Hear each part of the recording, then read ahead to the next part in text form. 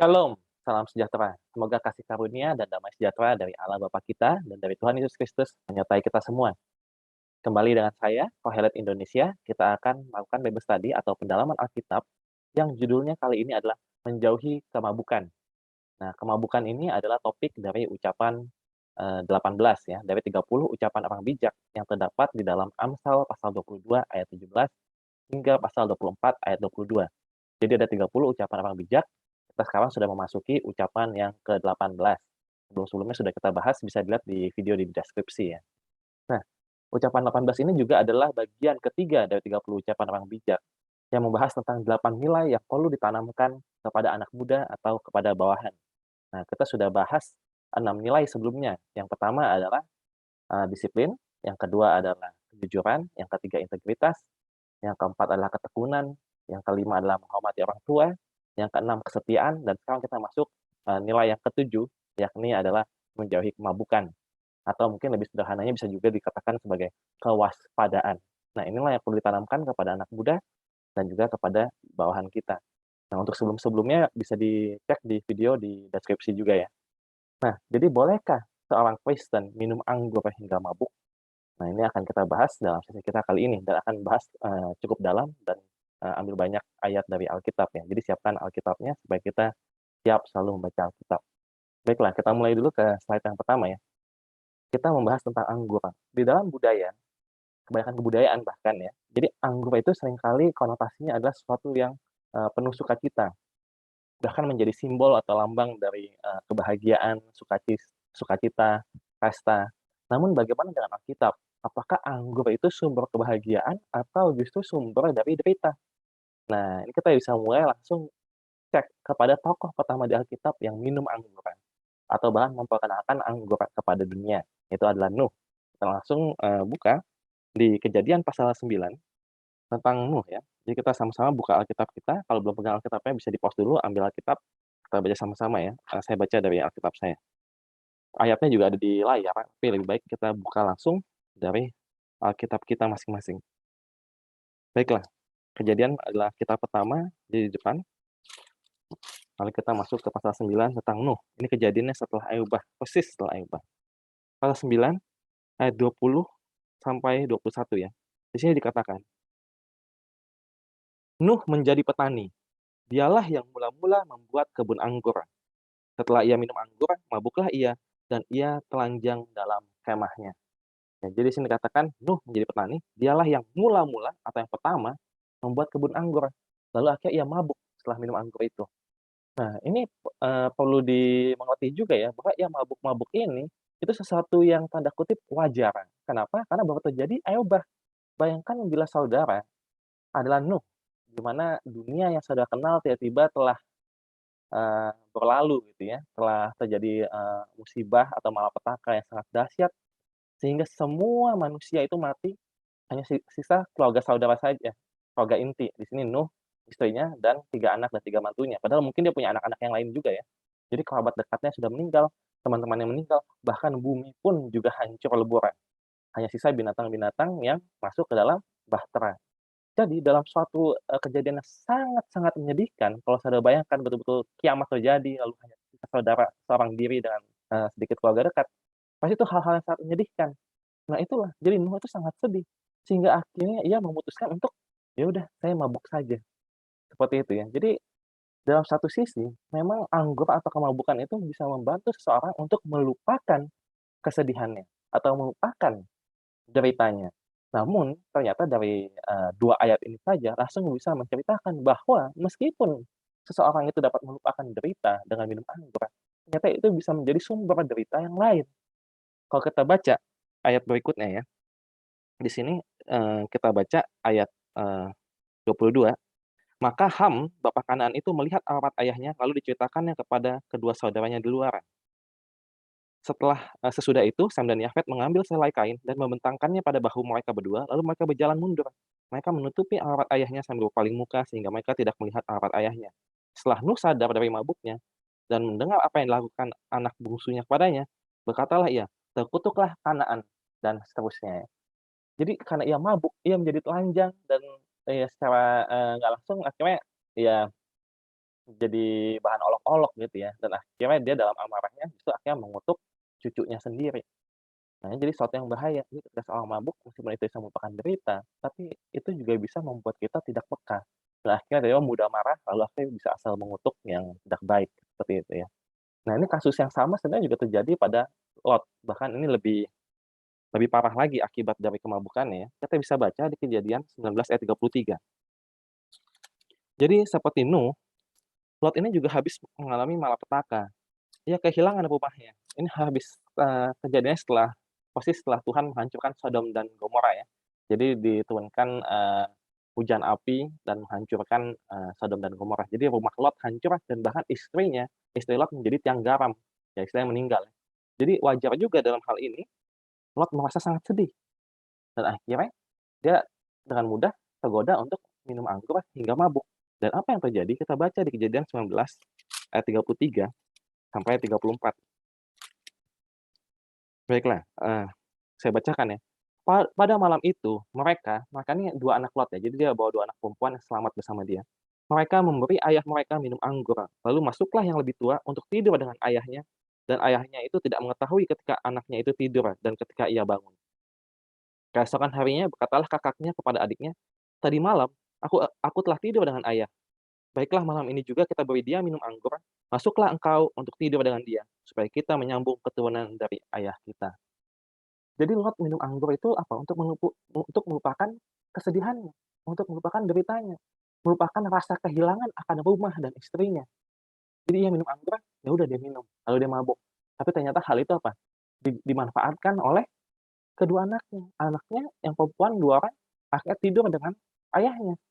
Dan ini hubungan yang sangat sangat tidak baik ya, ini hubungan incest. Jadi antara anak perempuan dengan ayahnya, dan itu akhirnya lahir Moab dan Amon kalau tahu ceritanya ya. Jadi hasil dari hubungan yang tidak baik seperti itu. Dan ini juga menjadi sumber derita di kemudian hari. Jadi apa yang kita pelajari dari ini?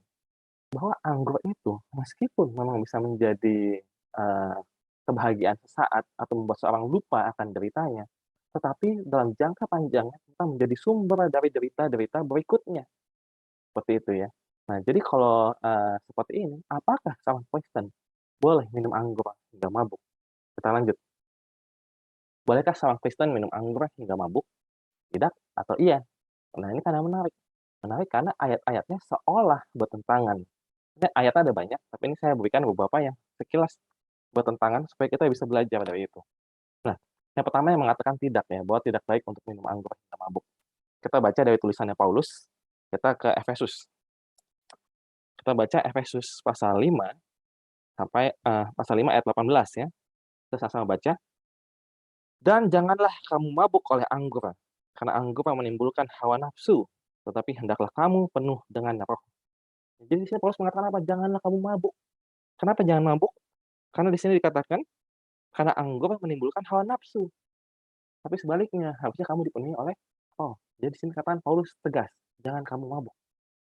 Nah, kita lanjut lagi, contoh lagi yang bilang tidak ya. Jadi semuanya Paulus ini memang. Kita, ke kitab Roma, pasal yang 13, ayat yang ke-13. Kita sama-sama baca lagi ya. Roma pasal 13 ayat 13. Marilah kita hidup dengan sopan seperti pada siang hari. Jangan dalam pesta pora dan kemabukan. Jangan dalam pecah bulan dan hawa nafsu, dalam perselisihan dan iri hati. Jadi dibilang apa? Hidup itu harus dengan sopan.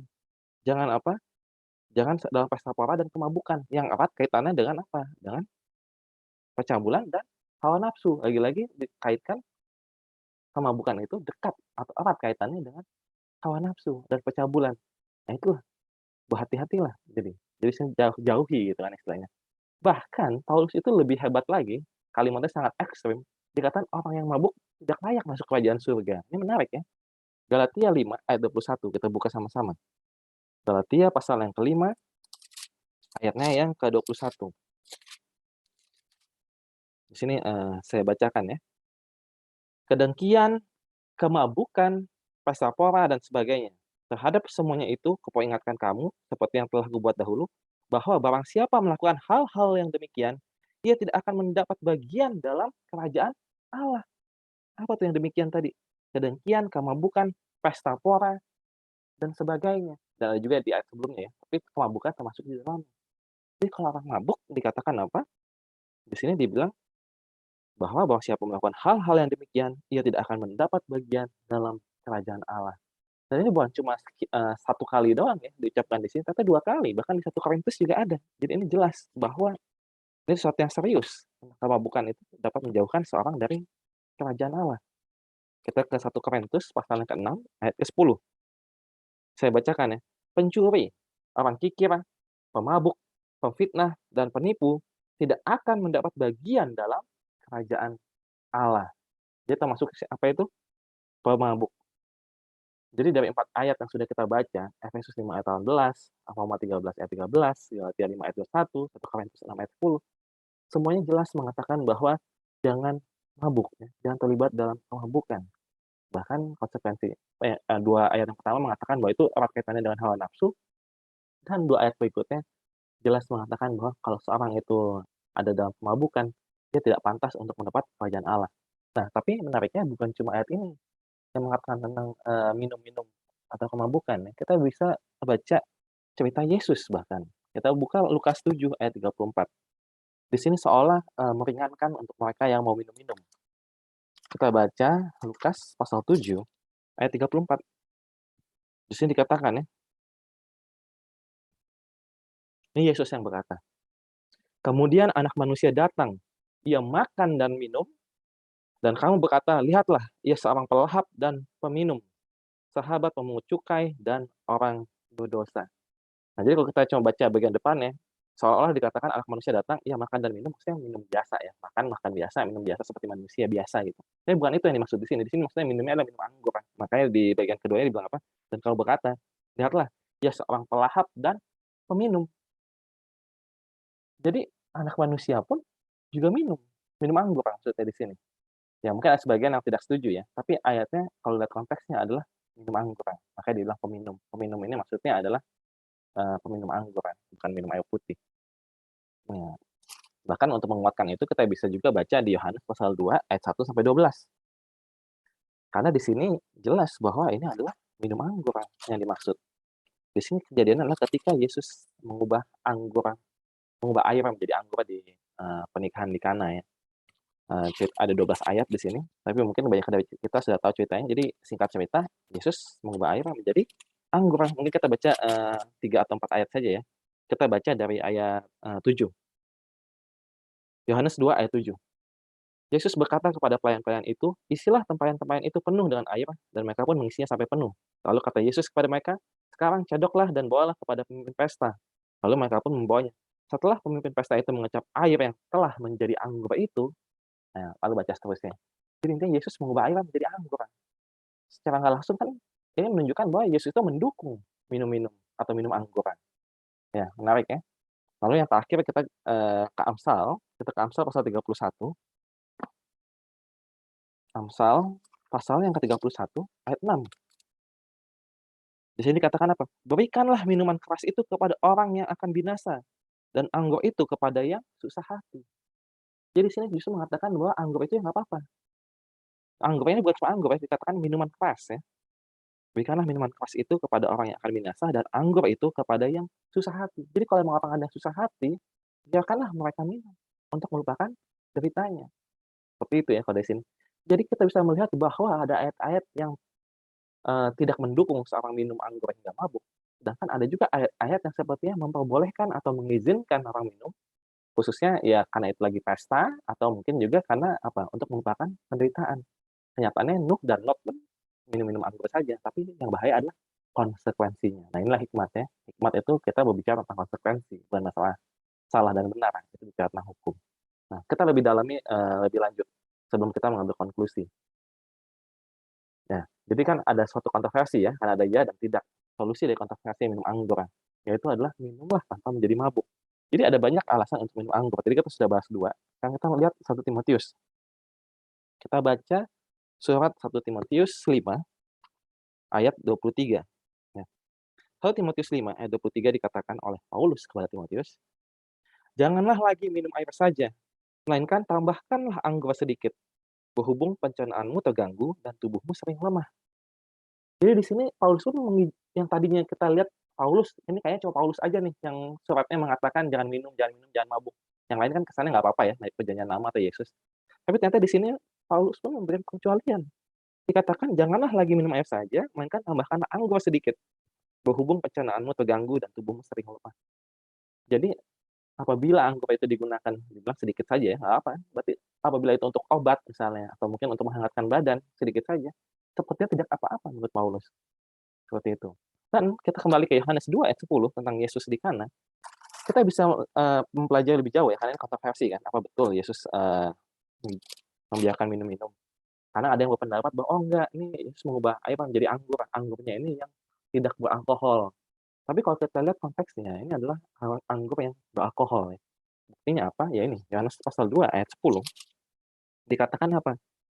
Tadi kita sudah baca ayat sebelumnya ya, eee, ini kata kita baca lagi ayat 9 ya, "Setelah pemimpin pesta itu mengecap air yang telah menjadi anggur itu, dan ia tidak tahu dari mana datangnya, tetapi pelayan-pelayan yang mencadap air itu mengetahuinya, ia memanggil mempelai laki-laki dan berkata kepadanya, 'Setiap orang menghidangkan anggur yang baik dahulu, dan sesudah orang puas minum, barulah yang kurang baik. Akan tetapi engkau menyimpan anggur yang baik sampai sekarang.'" Jadi biasanya kebudayaan zaman itu adalah anggur yang baik dikasih duluan, karena pada saat itu orang masih apa, orang masih sadar. Jadi rasanya, indera perasanya itu masih peka, tahu mana yang baik, mana yang enggak. Nah, ketika mulai mabuk, jadi indera perasanya mulai mulai numb ya, mulai nggak bisa ngerasain, jadi ketika dikasih anggur yang jelek, ya udah nggak masalah lagi kan, dia nggak bisa bedain ini bagus atau jelek, seperti itu. Jadi ini ngomongin tentang anggur yang memabukkan. Karena kalau ini anggur biasa, nggak ada hubungannya tuh, kasih yang bagus dulu, baru yang jeleknya. Jadi ini khusus emang untuk budaya di mana anggur itu memabukkan. Kasih yang bagus saat orang belum mabuk, saat udah mulai mabuk, kasih aja anggur yang apa aja yang jelek juga nggak apa-apa. Nah, jadi seperti itu ya, bahwa ini anggur yang memabukkan. Tetapi kita bisa juga bilang bahwa, ya, tapi ini kan Yesus yang membentuk anggurnya. Bisa saja Yesus membuat anggur yang ternyata tidak memabukkan. Bisa juga seperti itu ya. Nah, jadi untuk memperjelas kontroversi ini dengan lebih baik lagi, kita kembali ke Amsal pasal 31. Nah, dari tadi kita sepertinya bolak-balik ya, tapi nggak apa, supaya kita ngerti konteksnya dengan lebih lengkap.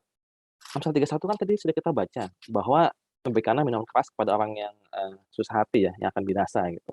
Tapi di sini ada perkataan juga di bagian atasnya, yang jelas mengatakan bahwa ini pasal 31 ayat 4 ya, bahwa tidaklah pantas bagi raja, hai Lemuel, tidaklah pantas bagi raja meminum anggur, ataupun bagi para pembesar mengingini minuman keras. Jadi, anggur itu memang untuk atau minuman keras itu untuk mereka yang sedang bersusah hati, atau yang seperti mau binasa gitu. Tetapi di sini dikatakan tidak pantas untuk raja atau seorang pembesar minum anggur atau minuman keras. Kenapa? Karena ayat 5 ya, "Jangan sampai karena minum, ia melupakan apa yang telah ditetapkan dan membengkokkan hak orang-orang yang tertindas." Jadi apabila untuk rakyat kecil, orang yang bersusah hati mau minum, kita jangan jangan, bilang, "Oh nggak boleh minum, nggak boleh mabuk." Itu namanya kurang simpatik. Tapi kalau memang mereka lagi menderita, ya nggak apa-apa, biarkan saja. Tapi ya sambil kita jagain ya, jangan sampai mabok-mabokan terus bunuh diri atau yang hal yang nggak baik. Tapi istilahnya itu belalah hak mereka, itu baca, lebih lengkap di pasal 31 ya, Amsal 31. Tapi yang poin yang saya mau sampaikan di sini adalah, untuk seorang raja, untuk seorang pembesar, untuk seorang pegawai di istana, termasuk tadi kan anak muda atau bawahan yang sudah masuk istana ya, ini di ucapan 30 orang bijak, kita sudah di bagian 3 berarti udah di lingkungan istana, tidak pantas untuk seorang pegawai istana minum-minum. Karena apa? Karena akan dibutakan, akan melupakan apa yang telah ditetapkan dan membengkokkan hak orang-orang yang tertindas. Nah, seperti itu ya. Nah, kita lanjut. Jadi kita masuk ke ucapan 18-nya sendiri, jauhi kemabukan ya. Kita belajar tentang akibat kemabukan. Di Amsal 23 ayat 29 sampai 35. Nah, ini ucapan 18 ya. Jadi persis di tengah-tengah dari 30 ucapan orang bijak, kita baca ayat 29 sampai 35. Ini ucapan paling panjang di dalam, 30 ucapan orang bijak ya. Saya bacakan dari ayat 29. "Siapa mengaduh? Siapa mengeluh? Siapa bertengkar? Siapa berkeluh kesah? Siapa mendapat cedera tanpa sebab? Siapa merah matanya? Yakni mereka yang duduk dengan anggur sampai jauh malam. Mereka yang datang mengecap anggur campuran. Jangan melihat kepada anggur kalau merah menarik warnanya, dan mengilau dalam cawan yang mengalir masuk dengan nikmat. Jangan ya. Tetapi kemudian memagut seperti ular, dan menyemburkan bisa seperti beludak. Lalu matamu akan melihat hal-hal yang aneh, dan hatimu mengucapkan kata-kata yang kacau. Engkau seperti orang di tengah ombak laut, seperti orang di atas tiang kapal, engkau akan berkata, "Orang memukul aku, tetapi aku tidak merasa sakit. Orang memalu aku, tetapi tidak kurasa. Bilakah aku siuman, aku akan mencari anggur lagi." Nah, ini akibat dari kemabukan. Jadi pertama dia bilang, "Jangan, kamu lihat tuh, orang-orang yang mengadu, mengeluh, bertengkar, itu semua mereka orang minum anggur. Jangan kamu tergoda minum itu." Karena meskipun itu kelihatannya nikmat dan mungkin memang nikmat, ujung-ujungnya apa? Seperti gigitan ular yang meracuni, yang membuat seorang apa? Tidak waspada, banyak khayal, melihat yang aneh-aneh, ya karena mabuk gitu ya. Dan ujung-ujungnya apa? Yang paling penting di sini di bagian terakhir ya, engkau akan seperti apa? Seperti orang yang ketika dipukul bilangnya apa? "Ah, nggak sakit." Nah, ini yang paling parah ya, membuat orang kehilangan indera perasanya. Maksudnya apa? Membuat orang menjadi tidak peka. Jadi orang itu tidak peka maksudnya apa? Ketika dipukul dia nggak ngerasa sakit. Maksudnya apa? Maksudnya adalah ketika dia dalam keadaan yang bahaya, ia tidak merasa bahaya.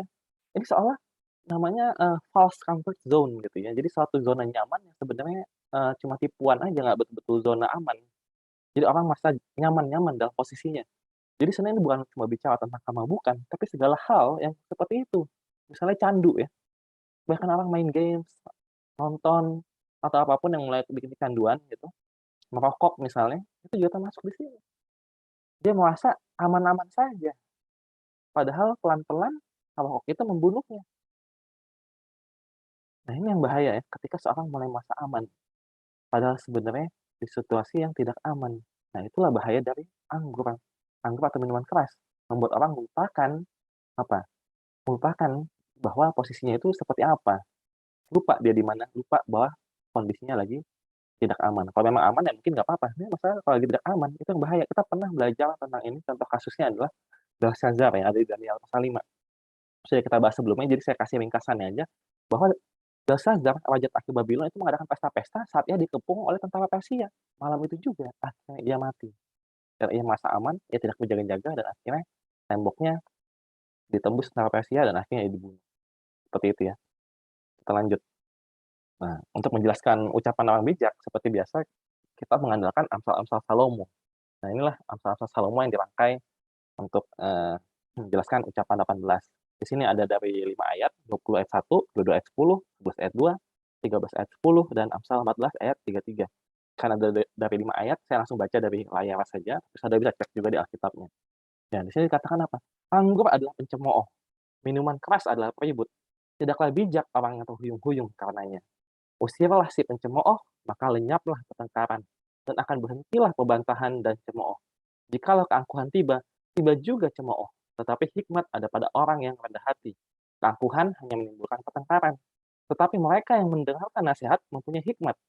Hikmat tinggal di dalam hati orang yang berpengertian, tetapi tidak dikenal di dalam hati orang bebal.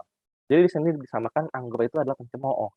Dan di mana ada pencemooh, di sana ada keributan, pertengkaran, perbantahan, kebebalan.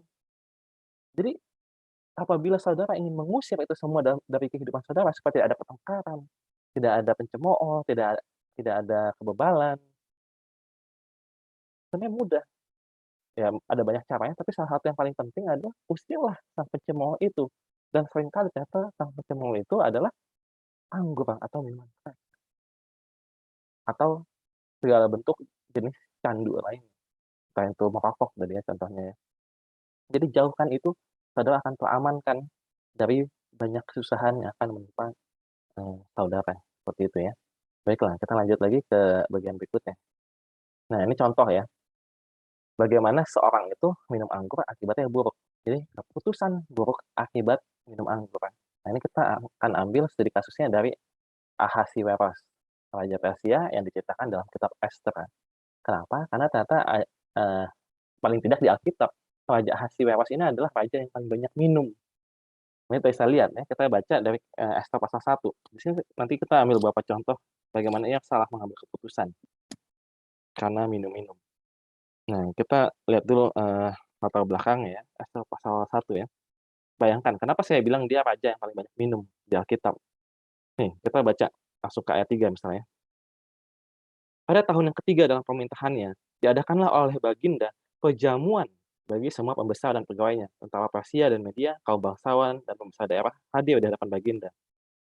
Di samping itu, Baginda memamerkan kekayaan kemuliaan kerajaannya dan keindahan kebesarannya yang bersemarak berhari-hari lamanya, sampai 180 hari. Jadi 180 hari, 6 bulan, itu ada perjamuan, luar biasa ya. Hampir setengah tahun itu isinya cuma perjamuan, minum-minum, menikmati, luar biasa ini. Jadi betul-betul ya. Dan yang paling parah apa?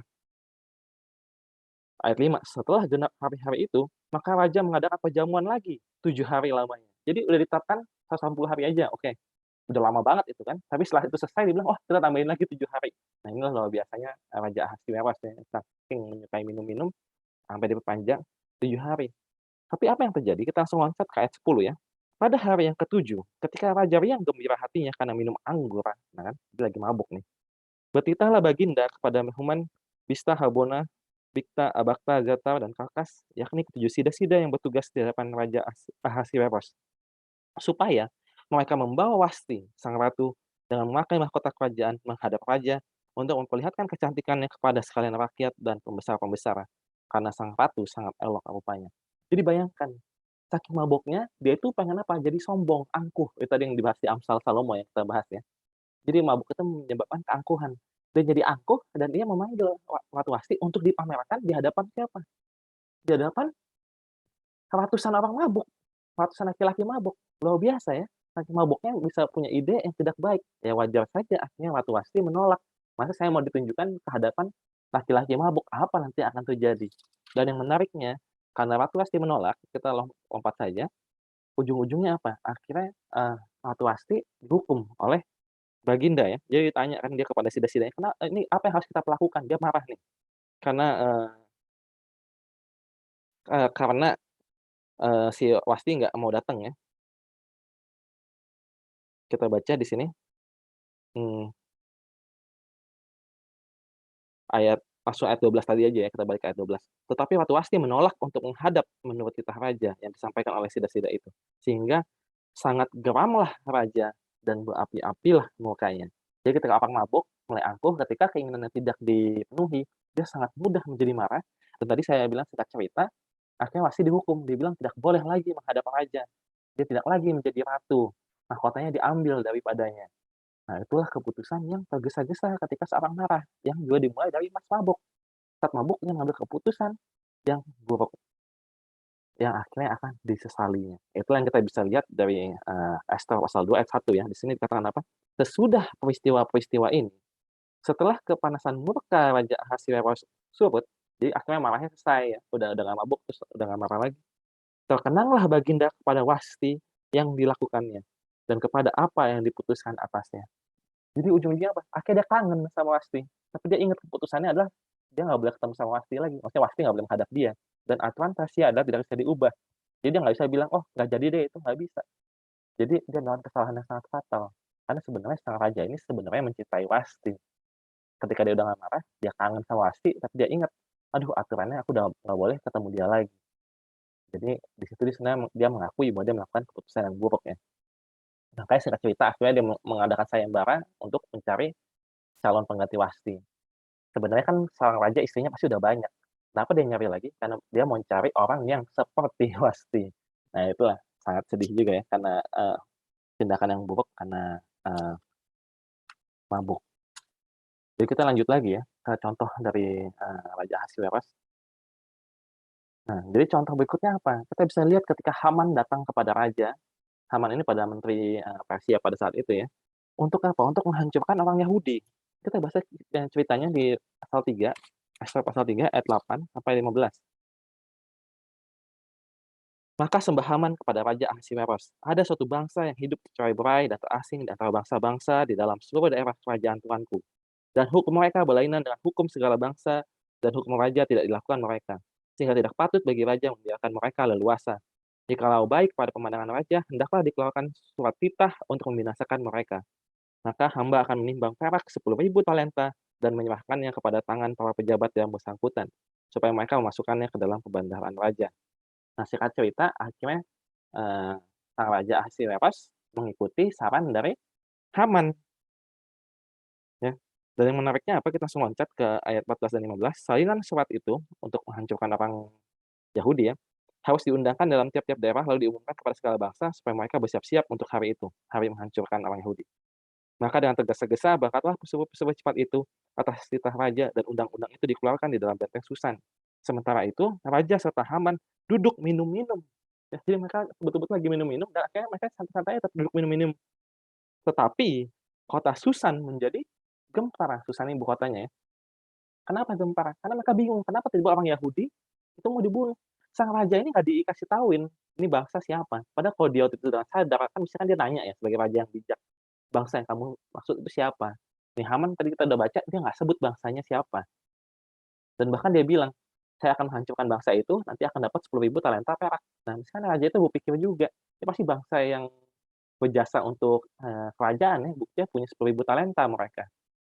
Nah, jadi tanpa banyak tanya, dia percaya-percaya aja, inilah yang terjadi ketika seorang mabuk, dia kayak percaya-percaya aja dan tidak apa, tidak menggunakan hikmatnya, tidak berpikir gitu. Jadi langsung melakukan keputusan yang sekali lagi keputusan yang buruk, di mana keputusan buruk ini membuat semua orang menjadi gempar. Jadi inilah bahayanya ya, ketika seorang itu, apalagi seorang raja atau seorang pembesar atau pegawai raja, apabila ia mabuk, dia bisa mengambil keputusan tanpa dipertimbangkan dengan baik.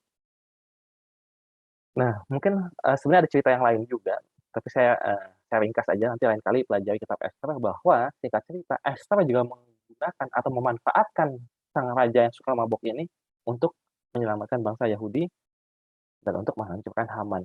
Intinya sang raja diundang lagi ke perjamuan minum-minum oleh Ester dan disitulah dimanfaatkan. Jadi itulah ketika seorang raja itu suka minum-minum, ujung-ujungnya adalah ia hanya akan dimanfaatkan oleh orang-orang lain. Akhirnya membelokkan hukum dan dia nggak punya pendirian seperti itu. Baiklah, kita ke slide akhir. Hamba raja tidak boleh mabuk. Ini sudah kita tekankan sebelum-sebelumnya ya. Jadi sebagai pegawai raja kita tidak boleh mabuk. Di sini kita bisa melihat beberapa contoh. Kita bisa lihat di Imamat pasal 10 ayat 8 sampai 11. Di sini dikatakan bahwa imam besar itu tidak boleh mabuk. Imamat 10 ayat 8 sampai 11. Tuhan berfirman kepada Harun, "Janganlah engkau minum anggur ataupun minuman keras, engkau serta anak-anakmu, bila kamu masuk ke dalam kemah pertemuan, supaya jangan kamu mati. Itulah suatu ketetapan untuk selamanya bagi kamu turun-temurun." Jadi Harun dan anak-anaknya, itu adalah imam besar ujung-ujungnya, tidak boleh minum. Kenapa? Di sini dikatakan lagi, haruslah kamu dapat membedakan antara yang kudus dengan yang tidak kudus, antara yang najis dengan yang tidak najis, dan haruslah kamu dapat mengajarkan kepada orang Israel segala ketetapan yang telah difirmankan Tuhan kepada mereka dengan perantaran Musa. Jadi tidak boleh mabuk supaya apa? Supaya bisa berpikir jernih, bisa membedakan yang najis dengan yang tidak najis, dan bisa mengajarkan aturan Tuhan dengan baik. Kalau orang mabuk, tidak bisa itu semua. Jadi seorang pemimpin atau seorang pegawai raja tidak boleh mabuk. Itu yang harus diajarkan kepada anak buah dan kepada anak muda. Karena mereka lah yang akan memegang kepemimpinan di suatu hari. Nah, ini jadi bukan cuma untuk imam besar. Ternyata di Timotius, 1 Timotius, Paulus juga berkata hal yang mirip. Bahkan untuk penilik jemaat, untuk diakon juga tidak boleh mabuk. Kita ke 1 Timotius 3 ayatnya yang ke-2 sampai 3 ya. 1 Timotius 3 ayat 2 sampai 3. Karena itu, penilik jemaat haruslah seorang yang tak bercacat, suami dari satu istri, dapat menahan diri, bijaksana, sopan, suka memberi tumpangan, cakap mengajar orang, bukan peminum, bukan pemarah, melainkan peramah, pendamai, bukan hamba uang. Tapi di sini yang saya fokuskan adalah bukan peminum. Nah, jadi itu seorang syarat untuk menjadi seorang penilik jemaat. Dan syarat untuk orang diakon dari ayat 8 ya. Demikian juga diakon-diakon haruslah orang terhormat, jangan bercabang lidah, jangan penggemar anggur. Ya, jadi jangan penggemar minuman keras. Kenapa? Karena ini adalah posisi-posisi kepemimpinan. Tidak boleh mereka itu minum-minum, bisa mabuk, dan akhirnya merupakan tanggung jawabnya.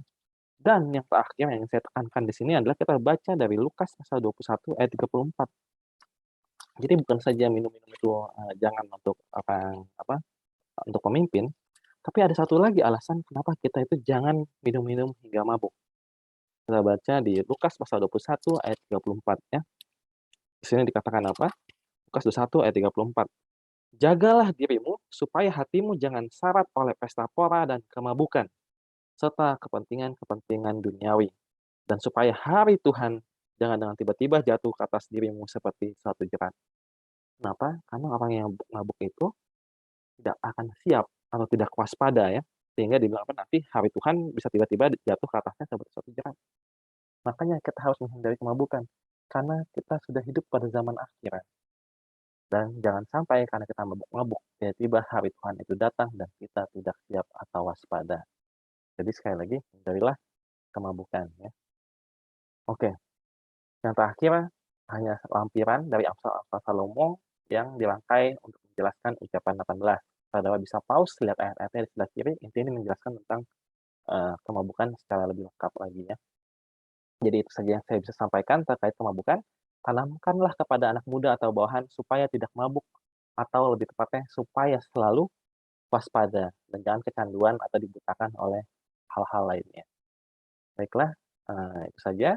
Terima kasih, Tuhan memberkati.